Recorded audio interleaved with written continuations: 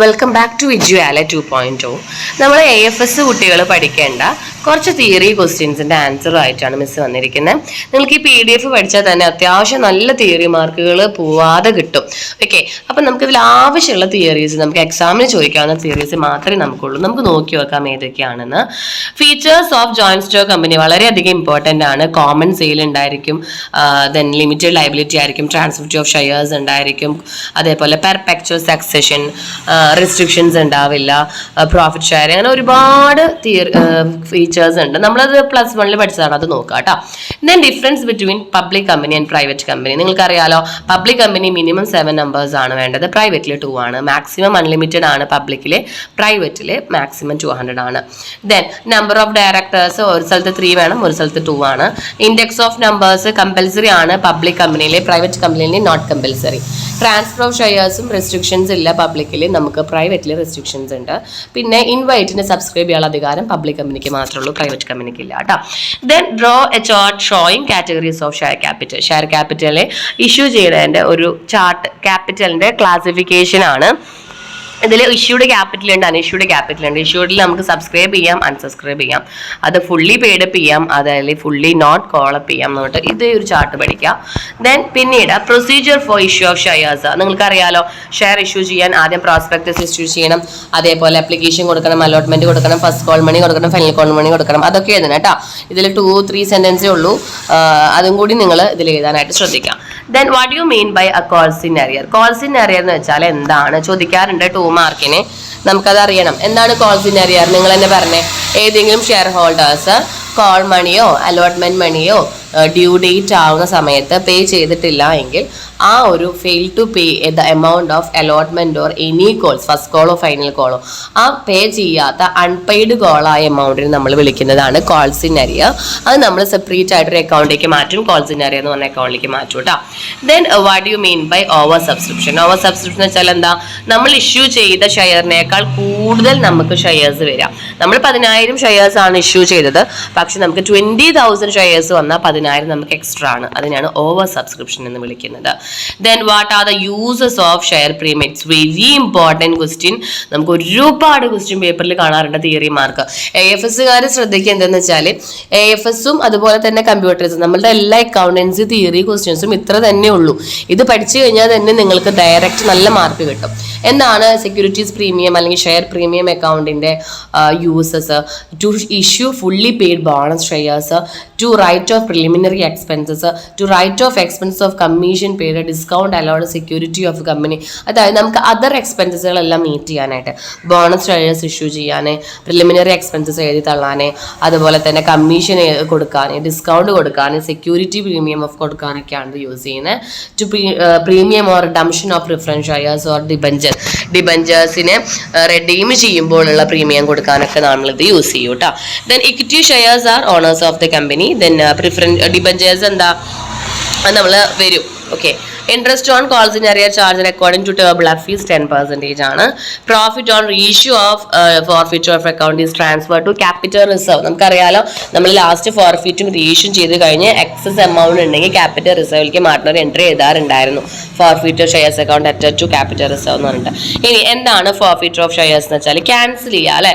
ആരെങ്കിലും fail to pay any allotment or call money നമുക്ക് അടയ്ക്കാൻ തന്നില്ല എങ്കിൽ നമ്മൾ എന്ത് ചെയ്യാണ്? ആ ഷെയറിനെ ക്യാൻസൽ ചെയ്യുകയാണ്. അതിനെയാണ് നമ്മൾ എന്തെന്ന് വിളിക്കുന്നത്? ഫോർഫീറ്റർ ഓഫ് ഷെയർസ് എന്ന് വിളിക്കുന്നത്. ഇനി എന്താണ് ഡിബഞ്ചർ? ഡിബഞ്ചർ എന്ന് പറയുന്നത് ഒരു ഇൻസ്ട്രുമെന്റ് ഓഫ് അക്നോളജ്മെന്റ് ആണ്. കോമൺ സീൽ ഓഫ് കമ്പനി ഉണ്ടായിരിക്കും. ഇതെന്താണ്? ബോറോഡ് ഫണ്ടാണ്, ഓൺഡ് ഫണ്ട് അല്ല. ഡിബഞ്ചർ തരുന്ന ആൾക്കാർ നമ്മൾ ഡിബഞ്ചർ ഹോൾഡേഴ്സ് എന്ന് വിളിക്കുന്നു. അങ്ങനെയൊക്കെ എഴുതണം കേട്ടോ. Then difference between shares and debentures very important ആണ്. ഷെയർ ഓൺഡ് ക്യാപിറ്റൽ ആണ്, ഡിബഞ്ചർ ബോറോഡ് ക്യാപിറ്റൽ ആണ്. ഷെയർസ് എന്ന് പറഞ്ഞ ഓണേഴ്സ് ആണ്, അവർ ക്രെഡിറ്റേഴ്സ് ആണ്. ഷെയറിന് നമുക്ക് ഡിവിഡൻഡ് കിട്ടും, ഡിബഞ്ചർ നമുക്ക് ഇൻട്രസ്റ്റ് ആണ് കിട്ടുക. ഷെയർ ഗ്യാരണ്ടി അല്ല, ഡിബഞ്ചർ ഗ്യാരണ്ടി തരുന്നുണ്ട്. വോട്ടിംഗ് റൈറ്റ് ആർക്കാ ഉള്ളത്?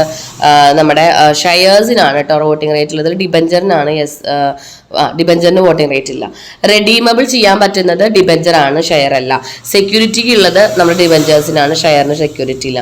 റീപേയ്മെന്റ് നമുക്ക് ആദ്യം കൺസിഡറേഷൻ കിട്ടുക ആരുടെയെന്ന്? നമ്മുടെ ഡിബഞ്ചേഴ്സിൻ്റെയാണ്. ഡിഫറൻസ് പഠിച്ചിരിക്കണം. 5 മാർക്ക് വരെ പോയിട്ടുണ്ട് കേട്ടോ difference. Then classification of debenture: secured, unsecured, registered, bearer, ഒക്കെ പഠിക്കാം. എന്താണ് സീറോ കൂപ്പൺ ഡിബഞ്ചേഴ്സ് ചോദിക്കാറുണ്ട്. സീറോ കൂപ്പൺ ഡിബഞ്ചേഴ്സ് എന്ന് വെച്ചാൽ do not carry any specific rate of interest. അവർക്ക് ഇൻട്രസ്റ്റ് റേറ്റ് ഉണ്ടാവില്ല. അവരെയാണ് നമ്മൾ സീറോ കൂപ്പൺ ഡിബഞ്ചേഴ്സ് എന്ന് വിളിക്കുന്നത്. അവർ ഇൻവെസ്റ്റേഴ്സ് ആയിട്ട് കോമ്പൻസേറ്റ് ചെയ്യും. ഇതിന് നമ്മൾ സബ്സ്റ്റാൻഷ്യൽ ഡിസ്കൗണ്ട് ആയിട്ടാണ് അവർക്ക് കൊടുക്കുക കേട്ടോ. ദെൻ റിഡംഷൻ ഓഫ് ഡിബഞ്ചേഴ്സ് എന്ന് വെച്ചാൽ എന്താണ്? Repayment of principal amount of specified period of time.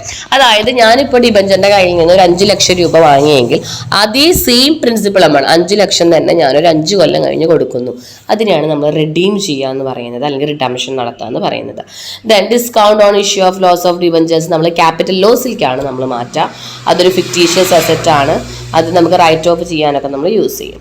Then ടേംസുകൾ നമുക്ക് ഇഷ്യൂഡ് അറ്റ് പാർ, ഇതിൻ്റെ ജേർണൽ എൻട്രി പഠിച്ചിരിക്കണം കേട്ടോ. ഇഷ്യൂഡ് അറ്റ് പാർ, പ്രീമിയം, ഇത് ജേർണൽ എൻട്രി പഠിച്ചിരിക്കുക. ഇത് 5 മാർക്ക് നമുക്ക് ജേർണൽ ചോദിക്കാറുണ്ട്.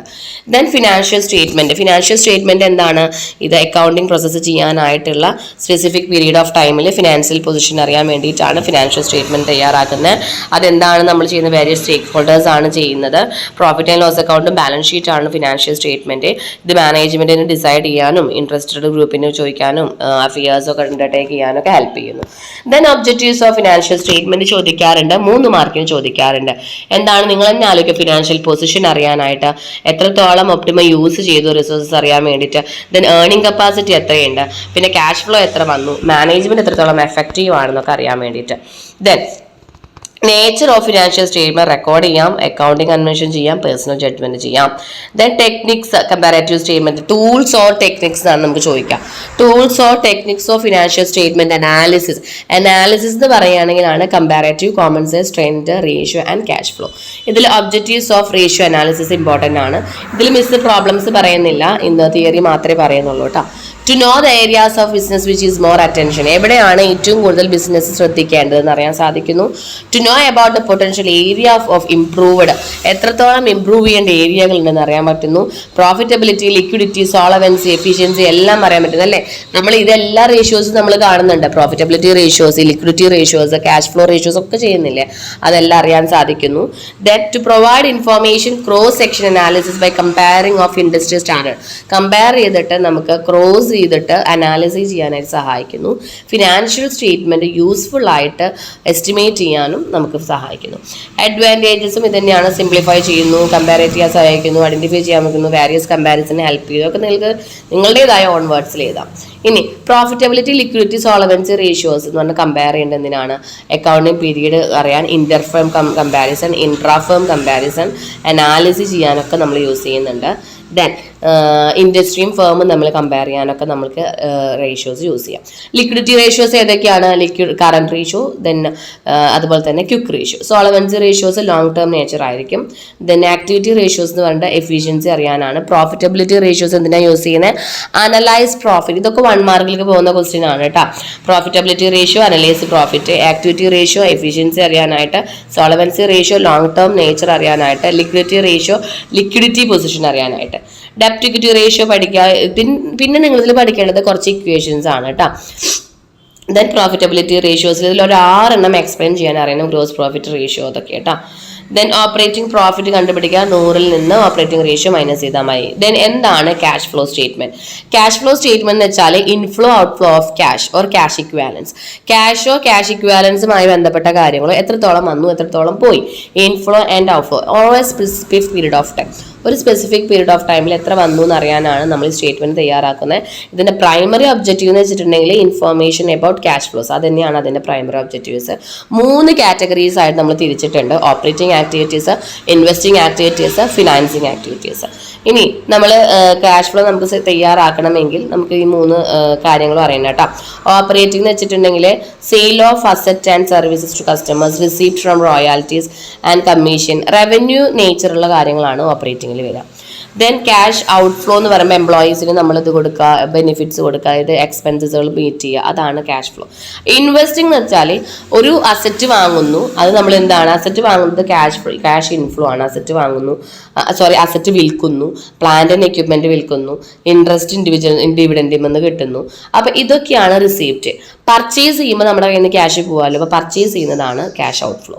ദെൻ ഫൈനാൻസിങ് എന്ന് പറഞ്ഞാൽ issue of debentures, issue of shares, ലോണൊക്കെ കിട്ടുക, അതിനാണ് നമുക്ക് ക്യാഷ് ഇൻഫ്ലോ. കണ്ട, ക്യാഷ് ഇൻഫ്ലോ എന്ന് പറയുന്നത് ഡിബഞ്ചേഴ്സ്, ലോണുകൾ വരുന്നതിനാണ്. ഇവരെ റെഡീം ചെയ്യുക, ഇവർക്ക് റീപേയ്മെന്റ് കൊടുക്കുക, ഇവർക്ക് ഡിവിഡൻഡ് കൊടുക്കുക, അതൊക്കെയാണ് ഔട്ട് ഫ്ലോ എന്ന് പറയുന്നത് കേട്ടോ. ദെൻ നിങ്ങൾ പ്രോബ്ലംസ് കുറച്ച് നോക്കേണ്ടതായിട്ടുണ്ട്. ഫോർഫീറ്റർ, ഇഷ്യൂ, കോൾസിൻ്റെ ഒക്കെ ജേണൽ എൻട്രി നോക്കുക, ഇഷ്യൂ ഓഫ് ഷെയർസിൻ്റെ ജേണൽ എൻട്രി നോക്കുക, ക്യാഷ് കൺസിഡറേഷൻ അതായത് പർച്ചേസ് കൺസിഡറേഷൻ്റെ ജേണൽ എൻട്രി നോക്കണം. Then comparative income state, common sales നോക്കുക, inventory turnover ratios, liquidity ratios, current റേഷ്യോസിൻ്റെ നോക്കുക. ക്യാഷ് ഫ്ലോ സ്റ്റേറ്റ്മെൻറ്റ് നമുക്ക് അങ്ങനെ വരാറില്ല, പക്ഷേ ക്യാഷ് ഫ്ലോയിൽ നിന്ന് നമുക്ക് വരാറുള്ളത് ഓപ്പറേറ്റിംഗ് ആക്ടിവിറ്റീസ്, 7ാമത്തെ കാണിച്ചിൽ ഇതാണ് വരാറുള്ളത് കേട്ടോ.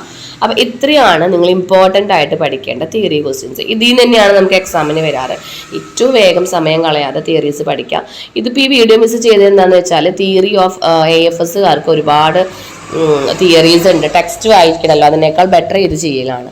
ഓക്കെ ഡിയർ സ്റ്റുഡൻറ്റ്, അപ്പോൾ വീഡിയോ ഹെൽപ്ഫുൾ ആയെന്ന് വിചാരിക്കുന്നു. ഹെൽപ്ഫുൾ ആയെങ്കിൽ നിങ്ങളുടെ ഫ്രണ്ട്സിനൊക്കെ ഒന്ന് ഷെയർ ചെയ്ത് കൊടുക്കുക. Okay, thank